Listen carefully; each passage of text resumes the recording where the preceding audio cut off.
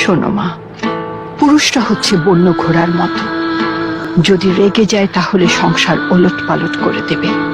তুমি যদি তোমার ঘরে শান্তি চাও তাহলে কখনো তার উপর হুকুম চালানোর চেষ্টা করবে না, কারণ হুকুমের দাস হয়ে থাকার জন্য তার জন্মই হয়নি। তবে হ্যাঁ, তার সাথে সবসময় ছায়ার মতো থাকার চেষ্টা করো, তার প্রয়োজনের দিকে নজর রেখো, তার দেখাশোনায় কোনো অবহেলা করো না, তাহলে দেখবে সে কেমন সোজা ঘোড়ার মতো তোমার কথায় চলে। যদি এই কায়দায় না চলতে পারো মা, তবে কখনোই ওর মনে জায়গা করতে পারবে না। আপনার উপদেশ কখনোই ভুলব না।